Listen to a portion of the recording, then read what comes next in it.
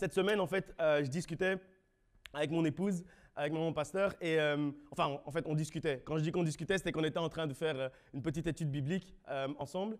Et à un moment donné, on est arrivé à un passage, à un point où, dans l'étude biblique, on discutait et on se disait que, enfin, on comprenait, sur base de ce qu'on lisait dans la Bible, que parfois, on est en train de poser des questions à Dieu sur est-ce que c'est vraiment ta volonté, est-ce que tu veux vraiment que je fasse ça, est-ce que tu penses vraiment que je dois faire ça, alors que lui, il est juste en train d'attendre qu'on lui demande clairement la chose que notre cœur désire, qu'on lui demande clairement quelque chose pour qu'il puisse en fait pouvoir l'accomplir, parce que il faut qu'on demande avec foi et en son nom pour pouvoir voir les choses s'accomplir. Et donc, on était en train d'étudier ce passage de la Bible, d'étudier ce thème, et en fait, on comprenait petit à petit que c'est comme si parfois on n'ose pas demander à Dieu ce que notre cœur désire. Comme si on a peur d'être heureux en fait. Comme si on a peur qu'il puisse nous exaucer. Comme si on a peur de voir l'action de Dieu dans notre vie. Alors que lui, tout ce qu'il veut à ce moment-là justement de notre part, c'est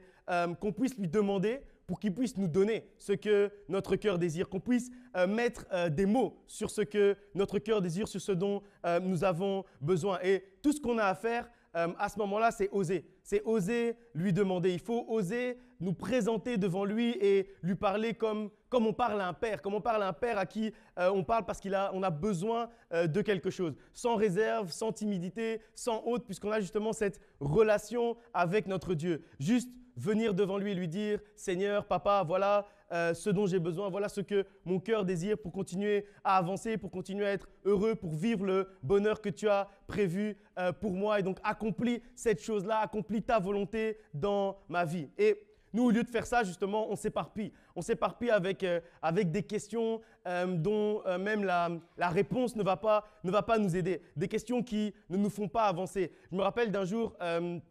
Il y a pas mal d'années déjà, un pasteur avait prêché ici, à Fleurus à l'époque, je veux dire ici dans l'assemblée, que Dieu ne répondait pas au pourquoi, mais il répondait au comment. Ça veut dire qu'il y a des choses sur lesquelles il ne va pas nous répondre, il ne va pas nous expliquer pourquoi certaines choses arrivent, parce que lui, il est Dieu, il est souverain. Il n'a pas à nous expliquer pourquoi est-ce qu'on vit sa grâce. Il n'a pas à nous expliquer pourquoi est-ce qu'on vit sous la faveur.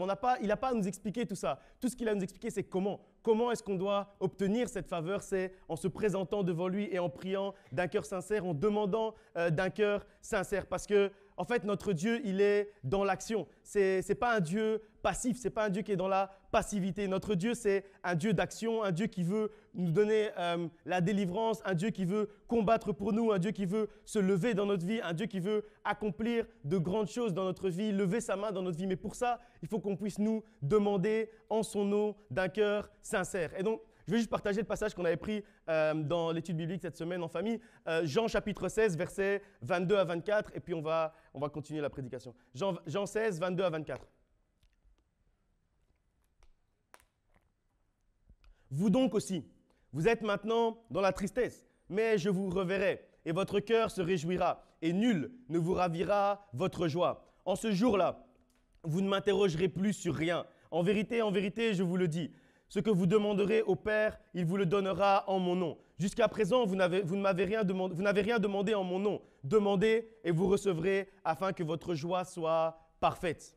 En fait, ce verset, quand on le lit comme ça, il a l'air vraiment très simple en fait. Quand on le lit, il a l'air très simple, mais il est aussi très fort. En fait, il est fort dans sa simplicité. Quand on dit demandez et vous recevrez afin que votre joie soit parfaite, ça a l'air tellement simple. Mais pourtant, dans cette simplicité, il y a une puissance. Il y a une puissance dans cette simplicité. C'est un verset en fait qui est, oui, fort et puissant au cœur de sa simplicité. Verset 22, on nous dit « Pour l'instant, vous êtes triste, mais viendra un jour où vous serez joyeux. En ce jour-là, donc au jour où on sera joyeux, vous ne m'interrogerez plus sur rien. » Donc ça veut dire que vous arrêterez de poser des pourquoi telle chose arrive, mais vous demanderez et Dieu vous donnera. Pourquoi? Pour que votre joie soit parfaite. Donc en gros, ça veut dire que Dieu veut nous rendre heureux, il veut nous donner une joie parfaite, il veut nous donner ce dont nous avons besoin pour vivre le bonheur qu'il a prévu pour nous, qu'il a mis sur notre chemin, qu'il a prévu pour notre destinée. Alors, pourquoi est-ce qu'on ne vit pas toujours justement ce bonheur?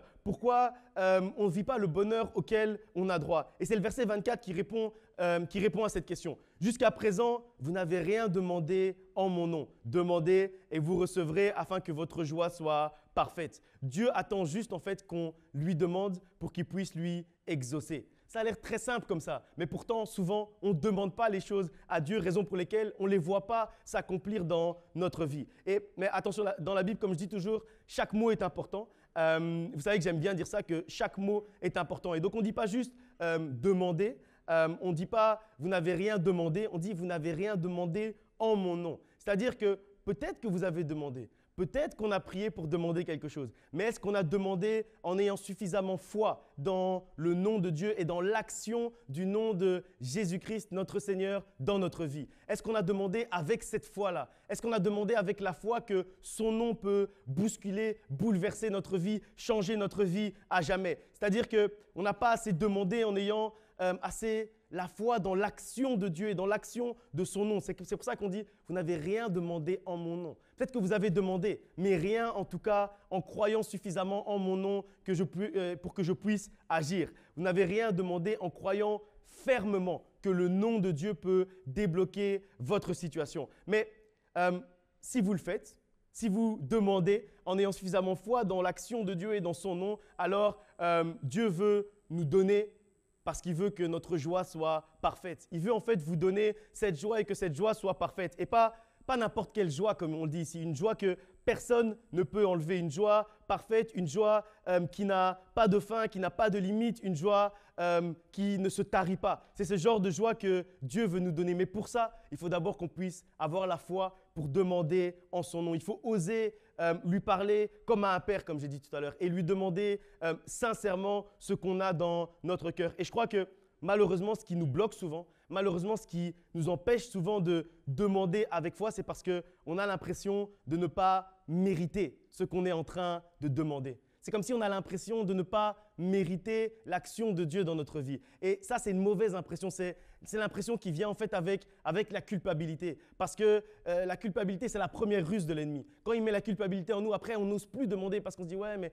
j'ai péché, oui, mais j'ai fait des erreurs. Donc, est-ce que je mérite vraiment ce que j'ai envie de demander à Dieu ?» Et malheureusement, trop souvent, on est dans cet état d'esprit. Même inconsciemment, on se met dans cet état d'esprit. En fait, ce qui nous bloque et ce qui nous empêche d'être heureux, c'est parce qu'on a l'impression de ne pas mériter d'être heureux. Comme si Dieu voulait nous donner quelque chose, Dieu voulait nous donner le bonheur, mais que nous, on ne croyait pas qu'on mérite ce bonheur. Comme si, en fait, comme on a prêché la semaine dernière, les anges sont en train de descendre de haut en bas avec l'échelle, sur l'échelle de Jacob pour nous amener des bienfaits, mais que nous, on se dit que non. Quand ils descendent, on ne mérite pas en fait le bienfait qu'il est en train de nous donner. On ne mérite pas le cadeau, donc on le laisse remonter avec le bienfait au ciel. Et trop souvent, on est comme ça. On se dit qu'on ne mérite pas le bonheur. Et je trouve que ce thème, en fait, il est vraiment intéressant et vraiment pertinent pour la saison qu'on est en train de vivre. Comme vous savez, on a déclaré que cette saison, c'était la saison du temps favorable, c'était la saison de la faveur. Et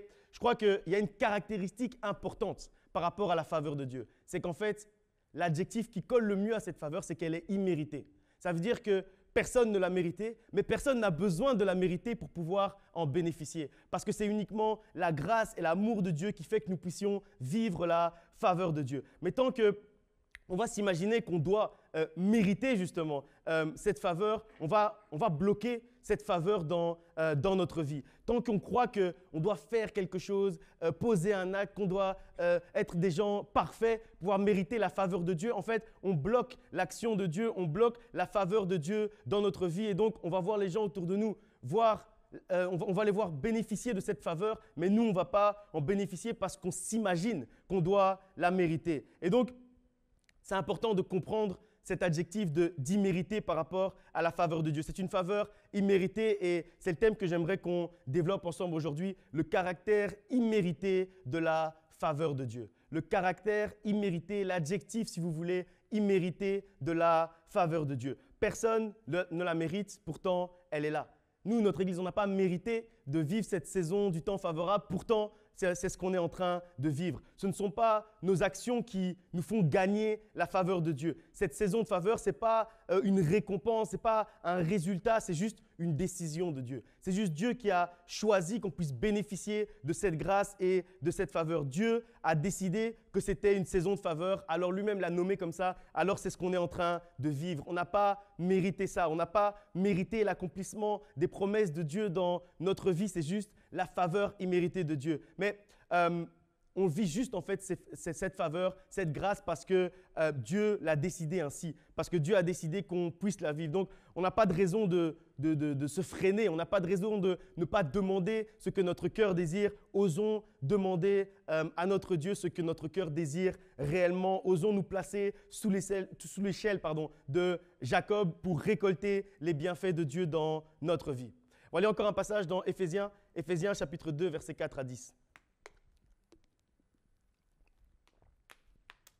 Éphésiens chapitre 2, versets 4 à 10. « Mais Dieu, qui est riche en miséricorde, à cause du grand amour dont il nous a aimés, nous qui étions morts par nos offenses, il nous a rendus à la vie avec Christ. C'est par grâce que vous êtes sauvés. Il nous a ressuscités ensemble et nous a fait asseoir ensemble dans les lieux célestes en Jésus-Christ, afin de montrer dans les siècles à venir l'infinie richesse de sa grâce par sa bonté envers nous en Jésus-Christ. Car c'est par la grâce que vous êtes sauvés, par le moyen de la foi. Et cela ne vient pas de vous, c'est le don de Dieu. Ce n'est point par les œuvres, afin que personne ne s'en glorifie.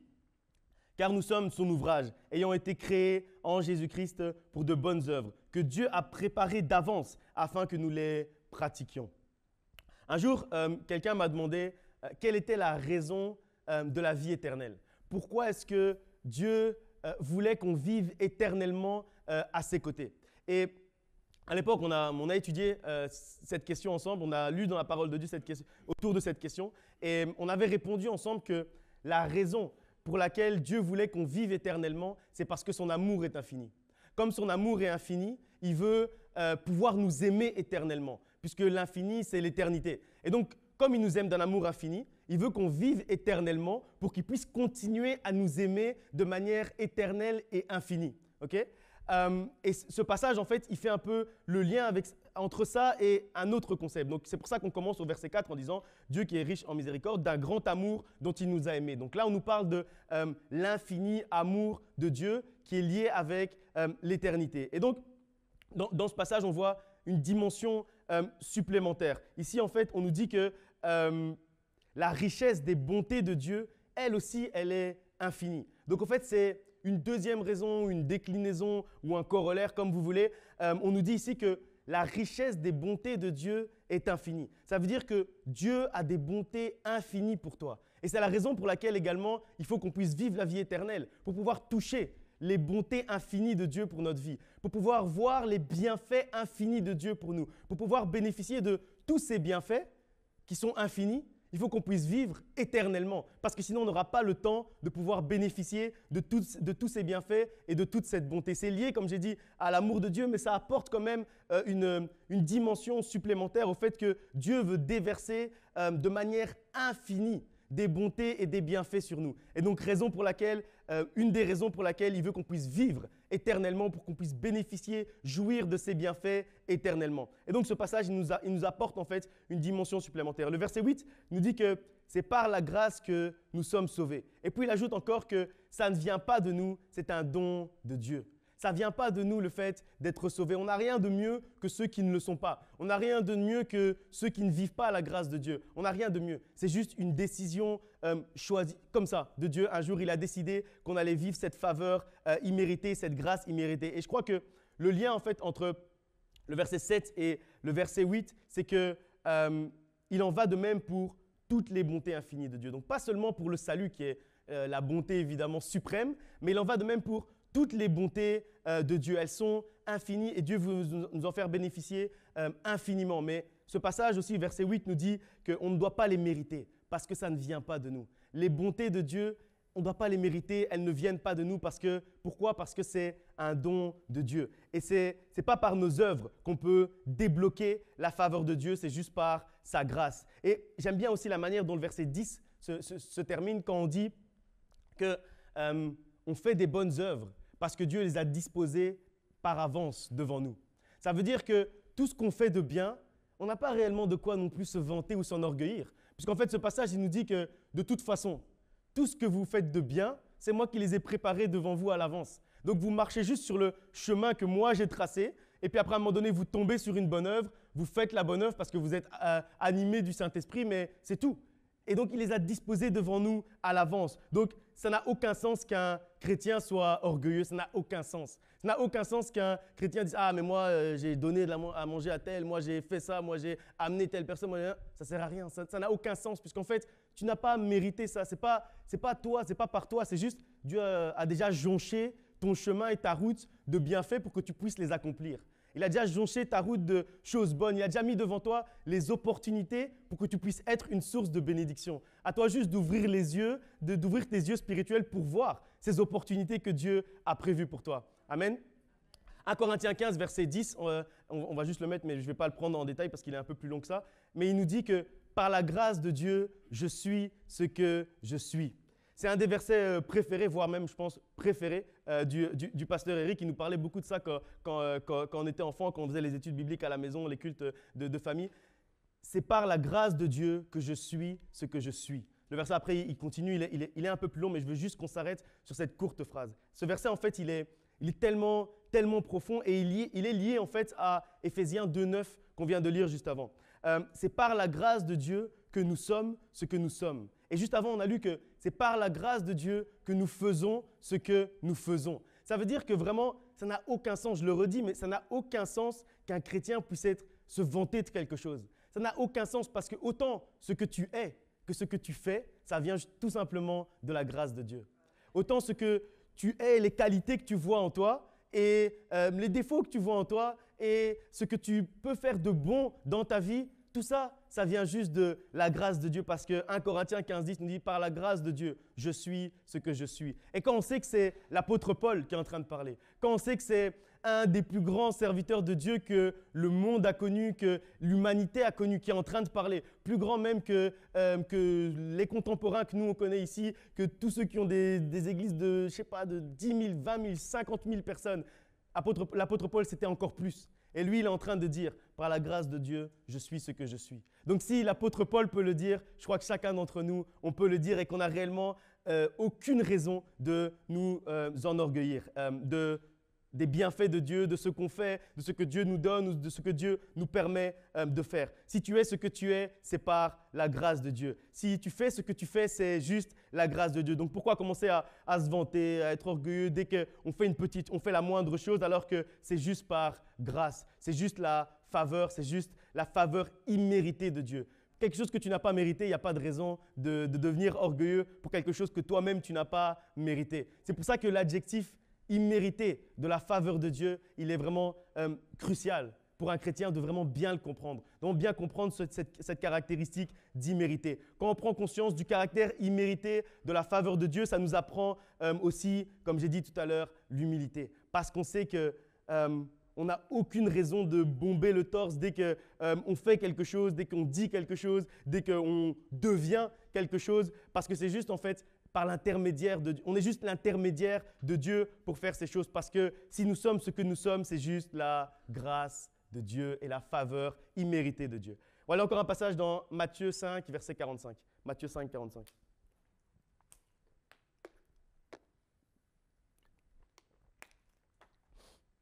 Afin que vous soyez fils de votre Père qui est dans les cieux, car il fait lever son soleil sur les méchants et sur les bons.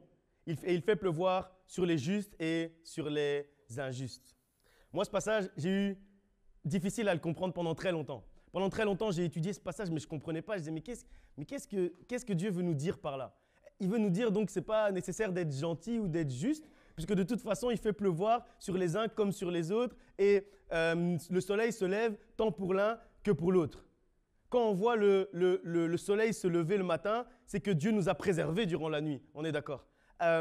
C'est une faveur de voir le soleil se lever le matin. C'est une faveur de voir la pluie tomber. C'est une faveur de voir, je ne sais pas, le soleil se coucher le soir. Et ces faveurs-là, elles sont déversées tant sur les méchants que sur les gentils. sur les justes comme sur les injustes. Ce qui montre bien que ce ne sont pas par nos œuvres ni par nos actions qu'on va débloquer la faveur de Dieu. C'est un don gratuit et immérité.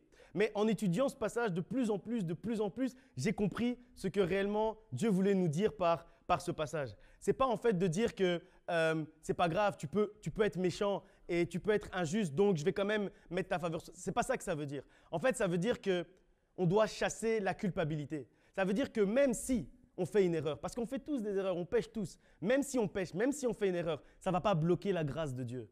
Ça ne va pas bloquer la faveur de Dieu. Si on garde un bon cœur, si on garde un cœur sincère, si on continue à ne pas vivre dans le péché, mais juste, voilà, on fait des erreurs comme tout le monde, ça ne va pas bloquer la grâce de Dieu. Et donc, en fait, ça nous apprend qu'il n'y a aucune raison de se sentir coupable. Il n'y a aucune raison d'être dans la culpabilité. Peu importe les erreurs d'hier, aujourd'hui, Dieu peut quand même te faire grâce. Aujourd'hui, Dieu peut quand même déverser sa faveur sur toi. Peu importe si tu as fait des erreurs, parce que tout le monde fait des erreurs. Et pourtant, on vit tous également la grâce de Dieu. C'est pour ça qu'en fait, ce passage, il dit ça. Il dit que peu importe, en fait, même les injustes, ils voient le soleil se lever. Donc, même les injustes, ils ont leur part de grâce. Donc, toi, à plus forte raison, toi qui es juste, mais qui fais parfois des erreurs, à plus forte raison, tu as droit à la faveur de Dieu. À plus forte raison, tu as droit à la grâce de Dieu. À plus forte raison, tu dois être à l'aise pour demander quelque chose à ton Dieu. À plus forte raison, tu dois être à l'aise pour demander ce que ton cœur désire à ton Dieu afin que ta joie soit parfaite, parce que ton Dieu t'aime et que donc, parce qu'il t'aime, mais il aime aussi les injustes et il aime aussi les méchants. Mais toi, il t'aime aussi.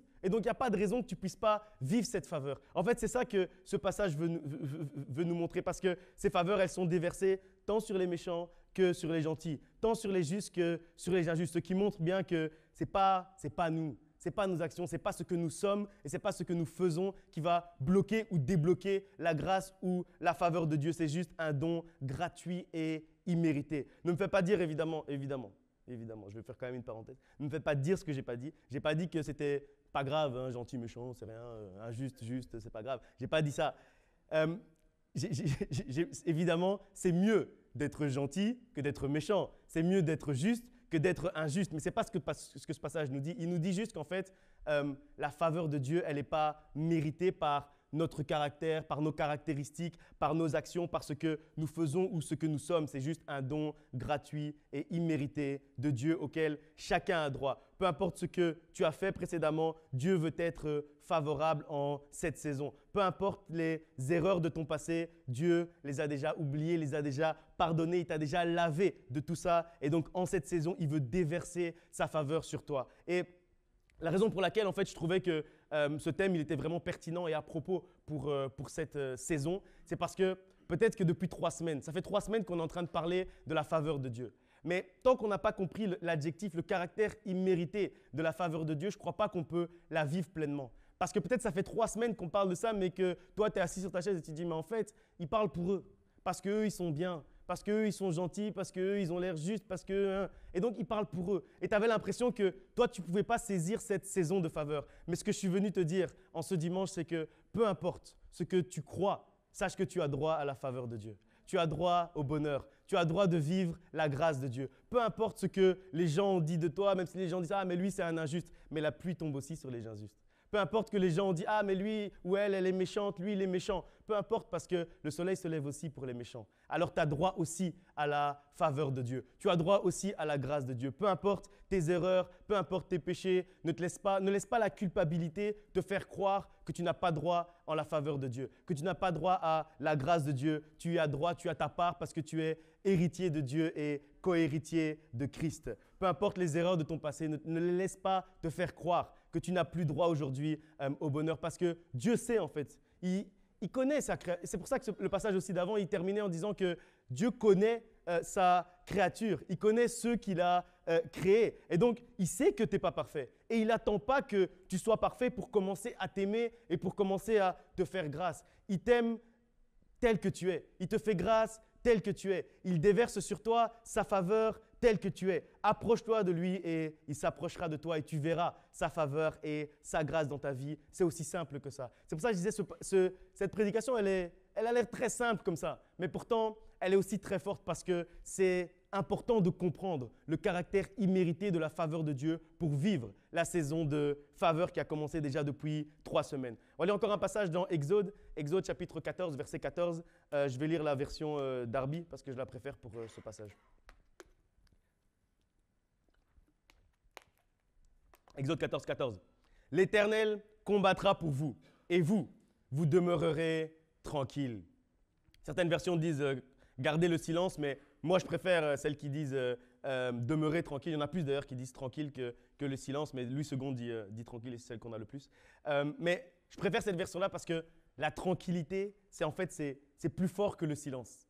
Et c'est pour ça que je préfère qu'on dise qu'on demeure tranquille. Quand Dieu dit que c'est la saison de faveur, ça veut dire aussi que c'est la saison où il nous est favorable et ça veut dire que c'est la saison où il va combattre pour nous. Et c'est la saison donc il va nous donner la victoire sans qu'on ait même à combattre. C'est pour ça qu'on nous dit ici « demeurez tranquille ». Je suis en train de combattre pour vous et de vous donner la victoire. Pendant qu'on demeure tranquille, lui, il est en train de combattre pour nous, de combattre le combat et de nous obtenir la victoire. Et c'est vraiment quelque chose de merveilleux quand on y prend conscience. Et encore une fois, on voit que ce ne sont pas nos efforts qui nous donnent la victoire. Donc encore une fois, on n'a pas de raison d'être orgueilleux quand on obtient une victoire, puisqu'on voit ici que nous, on demeure juste tranquille et Dieu nous donne la victoire. Donc est-ce qu'il y a, un mérite quelconque au fait de demeurer tranquille? Il n'y a pas de mérite quelconque à demeurer tranquille. Le mérite, c'est pour celui qui a obtenu la victoire. Le mérite, c'est pour notre Dieu. Le mérite, c'est pour Jésus-Christ qui est allé à la croix de Golgotha, qui est descendu au séjour des morts pour aller nous chercher la victoire et pour nous la donner sur un plateau. C'est pour lui le mérite. Pour nous, c'est juste, on vit. On vit cette faveur et on vit cette grâce. Est-ce que ce n'est pas merveilleux? C'était une question. Est-ce que ce n'est pas merveilleux de vivre la faveur et la grâce de Dieu et de vivre avec quelqu'un qui combat pour nous et qui nous donne la victoire? Est-ce que ce n'est pas merveilleux? Ah, quand même. Je croyais que la question n'était pas claire.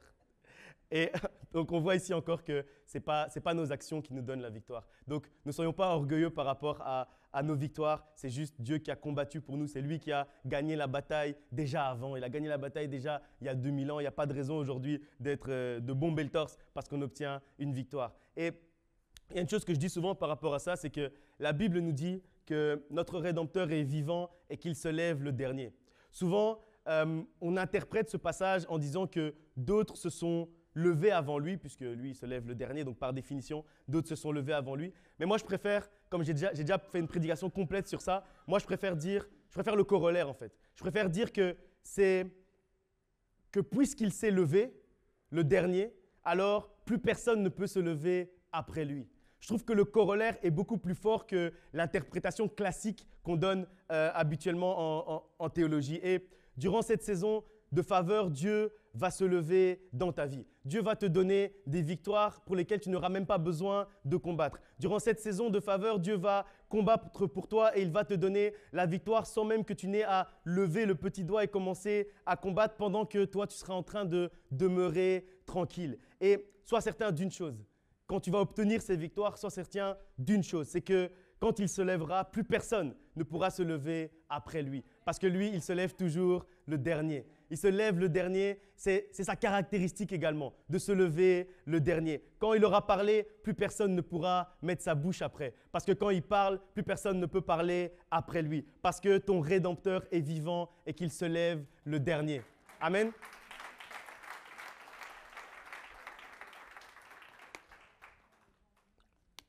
En fait, si tu dois retenir une seule chose de tout ce qu'on a dit, et on va passer après un moment dans la prière et dans l'adoration, si tu dois retenir une seule chose de ce qu'on a dit, c'est que tu as droit à la faveur de Dieu. Si tu dois retenir une seule chose de cette prédication, de ce dimanche même, d'aujourd'hui même, si tu dois aller dormir en retenant une seule chose, c'est que tu as droit à la faveur de Dieu. Peut-être que, comme je disais tout à l'heure, depuis 3 semaines, quand on parlait de la saison de faveur, quand on parlait du temps favorable, quand on parlait du lieu où Dieu va nous être favorable, tu ne te sentais pas concerné. Tu disais, ah, mais ça, c'est pas pour moi. Peut-être que tu te disais que c'était seulement pour ceux qui étaient autour de toi, pour les autres qui étaient en train de prier fort, etc. Parce que peut-être que ta culpabilité t'a fait croire que tu ne méritais pas la grâce et la faveur de Dieu. Sache que tout ça, là, tout ce que tu entendais, la petite voix qui disait « Ah, mais non, mais ça, c'est pas pour toi. Mais non, mais tu n'as pas droit à la faveur de Dieu. » C'était juste une ruse de l'ennemi. parce qu'on fait tous des erreurs, parce qu'on pêche tous. Mais ces erreurs ne conditionnent pas la grâce de Dieu pour nous. Parce que la grâce de Dieu, elle est inconditionnelle.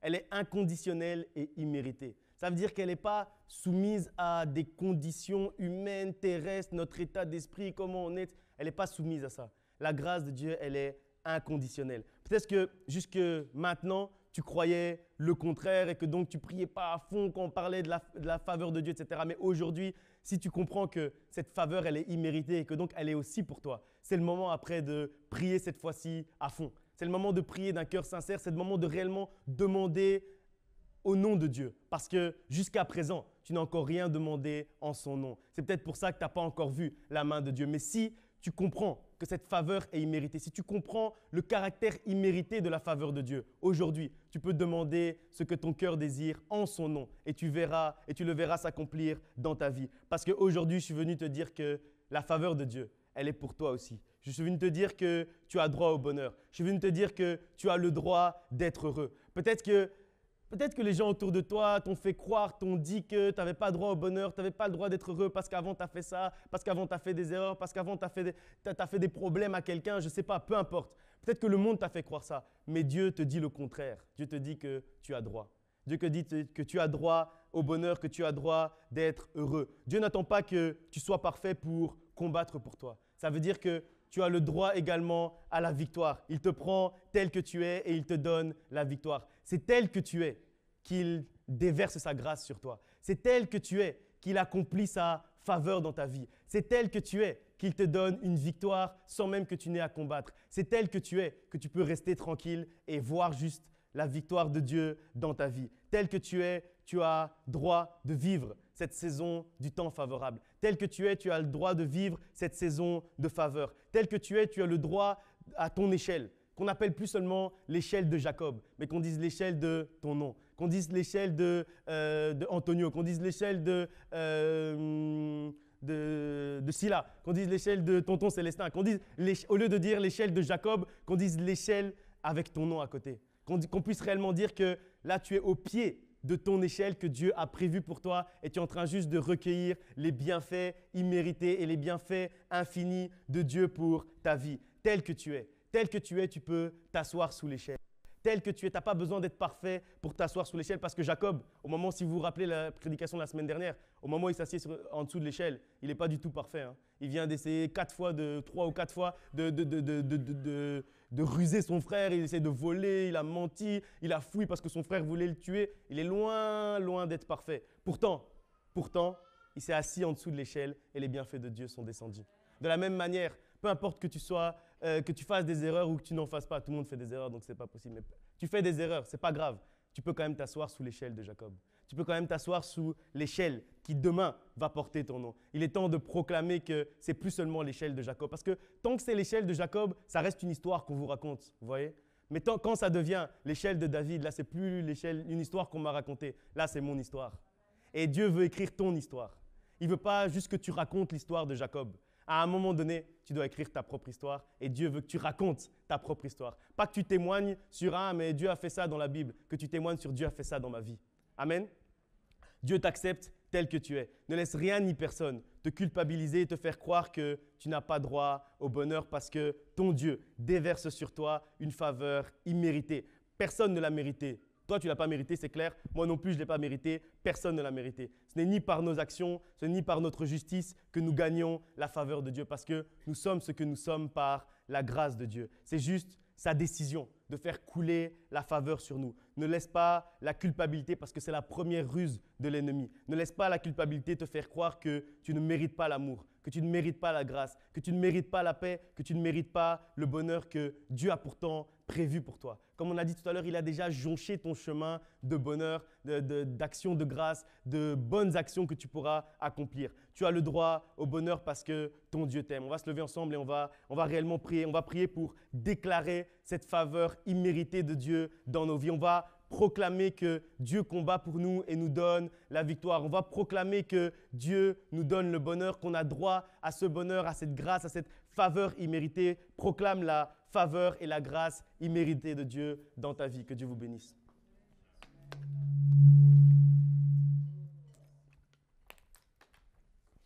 Prions ensemble. Commencez à prier. Commençons à prier.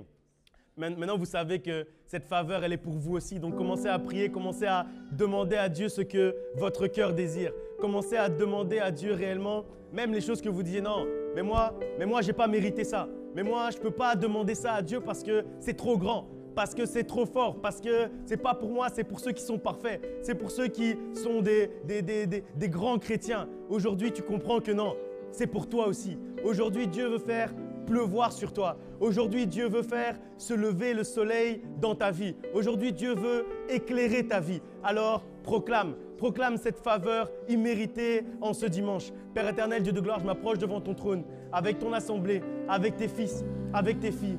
Aujourd'hui, Seigneur, je proclame cette faveur imméritée. Je proclame aujourd'hui que ta pluie imméritée est en train de couler sur nous. Je proclame que ta grâce imméritée est en train de se déverser dans nos vies. Je proclame aujourd'hui que tu es en train de faire quelque chose. Je proclame aujourd'hui que tu es en train de débloquer des situations. Je proclame aujourd'hui que tu es en train de nous donner la victoire. Pendant que nous sommes tranquilles, toi Seigneur, tu es en train de combattre pour nous et de nous donner la victoire. Aujourd'hui, au moment où nous sommes en train de prier, nous voyons ta grâce. Aujourd'hui, nous voyons ta faveur. Aujourd'hui, nous voyons ta fidélité. Parce que toi Seigneur, tu es celui qui est fidèle, même avec les infidèles. Toi Seigneur, tu es celui qui est gentil, même avec les méchants. Toi, tu es celui qui donne, même à ceux qui n'ont pas mérité. Toi, tu es celui qui donne même à ceux qui permet de moissonner, même là où on n'a pas semé. Aujourd'hui, je proclame que nous sommes en train de moissonner, même si nous n'avons pas semé. Aujourd'hui, nous sommes en train de moissonner, même si nous n'avons pas fait d'efforts.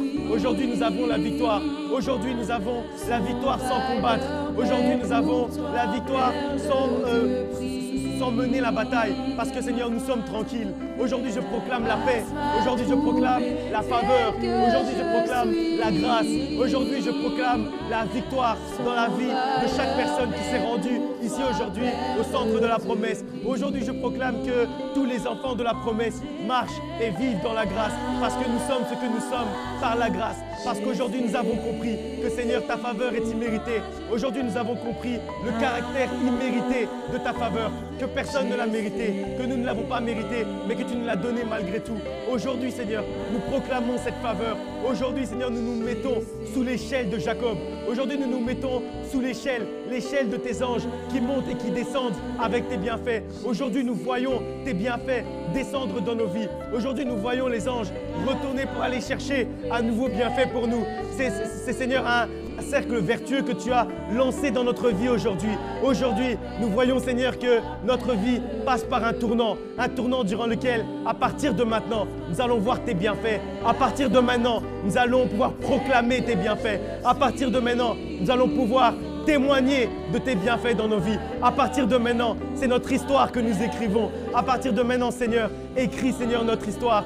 Écris, Seigneur, cette histoire, Seigneur, qui pourra être racontée de génération en génération. Écris, Seigneur, cette histoire avec plume de faveur, avec, Seigneur, ton cahier de grâce, qu'aujourd'hui nous puissions entrer dans le livre de la grâce, dans le livre de la faveur, Seigneur. Aujourd'hui, au moment où nous sommes en train de prier, nous proclamons cette grâce imméritée, nous proclamons cette faveur imméritée, parce que nous sommes au bon endroit, parce que nous avons trouvé notre Bethel, là où, Seigneur, ton échelle est prévue déjà pour nous, là où ton échelle est en train de nous attendre pour que nous puissions vivre ces bienfaits, pour que nous puissions recueillir tes bienfaits. Fais qu'aujourd'hui nous puissions recueillir tes bienfaits, fais que nous puissions voir, Seigneur, tous tes bienfaits couler dans notre vie, fais que nous puissions voir ta faveur couler dans notre vie, fais que nous puissions voir ta grâce, Seigneur, couler dans notre vie, que rien ni personne ne puisse nous éloigner de cette grâce, que rien ni personne ne puisse nous éloigner de cette faveur, mais que nous puissions la voir, que nous puissions voir cette faveur imméritée au nom de Jésus-Christ.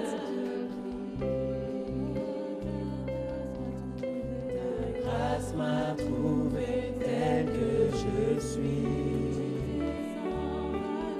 sans valeur, mais pour toi, perle de prix.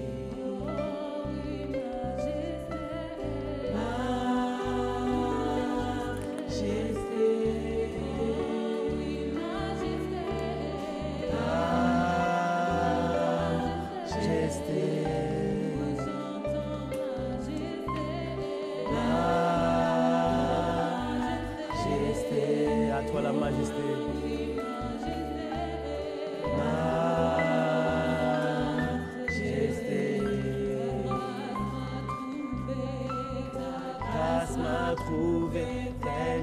je suis. Sans valeur, mais pour toi, perle de prix. Amen. Comme on a dit, la ruse de l'ennemi pour nous éloigner de la faveur que Dieu a prévue pour nous, c'est de nous culpabiliser. Alors aujourd'hui, j'aimerais qu'on prie ensemble.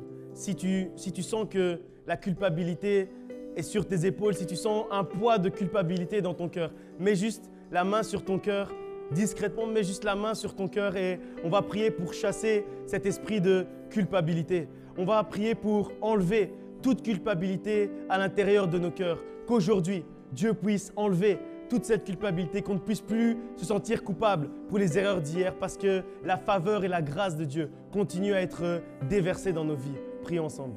Père éternel, Dieu de gloire, aujourd'hui, Seigneur, je m'approche devant ton trône, Seigneur, avec tous tes enfants qui vivent, Seigneur, cette culpabilité, qui vivent, Seigneur, ce sentiment d'être coupable. Aujourd'hui, alors que nous sommes rassemblés, alors que nous prions aujourd'hui en ton nom, nous proclamons la libération de la culpabilité. Aujourd'hui, nous proclamons que nous sommes libres de la culpabilité, que rien ni personne ne peut nous remettre sous le joug et sous l'esclavage de la culpabilité, que rien ni personne, qu'aucune de nos actions, qu'aucune parole humaine, qu'aucune parole de l'ennemi ne puisse nous remettre sous le joug de la culpabilité. Aujourd'hui, nous proclamons que les chaînes de la culpabilité sont en train de tomber. Aujourd'hui, nous proclamons que la prison de la culpabilité s'est ouverte et que nous n'avons plus aucune raison d'être coupables. Aujourd'hui, nous proclamons que nous sommes 100% libres, complètement libres de la culpabilité. Aujourd'hui, nous pouvons regarder le bonheur et nous dire que nous avons droit au bonheur parce que nous sommes héritiers de Dieu